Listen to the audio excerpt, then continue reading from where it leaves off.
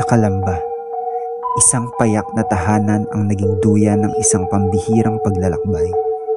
Dito isinilang ang batang si Pepe. May matang malalim magmasid at pusong uhaw sa katotohanan.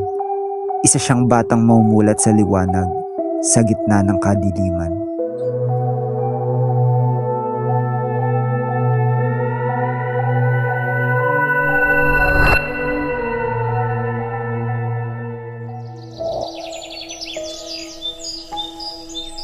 Pepe, panahon na para mag-aral. Inay, ba't kaya ang mga gamogamoy nagpapakamatay lumapit sa apoy? Sa isang ilaw naman na hindi nila malalapitan. Dahil sa pagnanais nila sa liwanag, anak, minsan kahit tayo nasasaktan, mas pipiliin pa rin natin lumapit sa katotohanan. Inay, Pepe, sina Padre Burgos, Gomez sa Samurai binitay.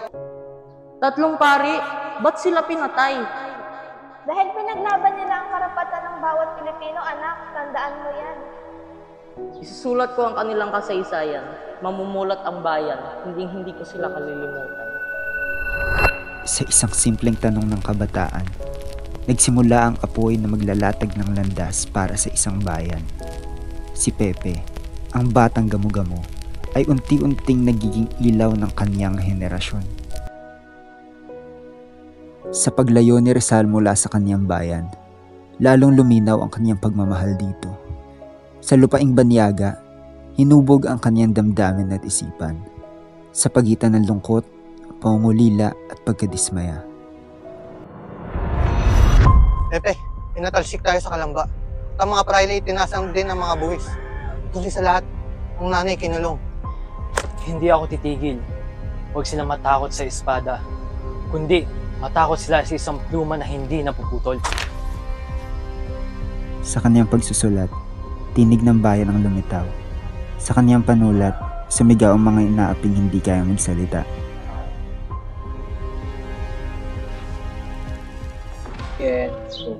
Sa dapit hapon ng kanyang buhay, natagpuan ni Rizal ang katahimikan at pag-ibig.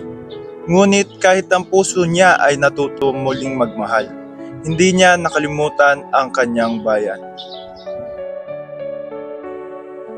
Jose, kung hindi ba tayo ikakasal sa simbahan, magiging totoo pa rin ba ako sa'yo?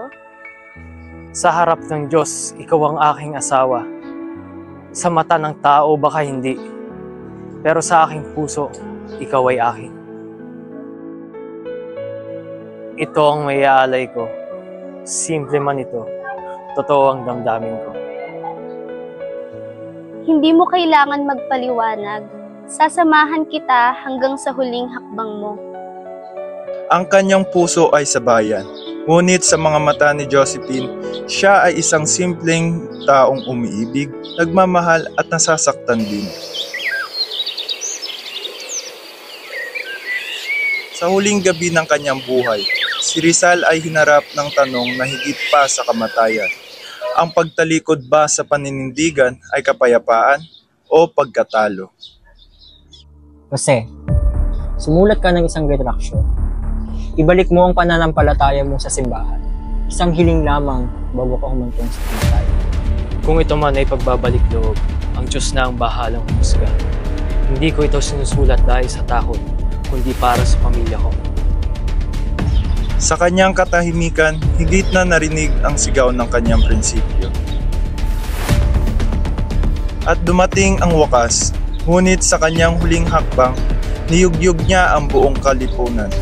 Sa kanyang pagkamatay, isinilang ang isang bansa. Ito ang may ultimo, Diyos. Itago mo ito. Lumakad na!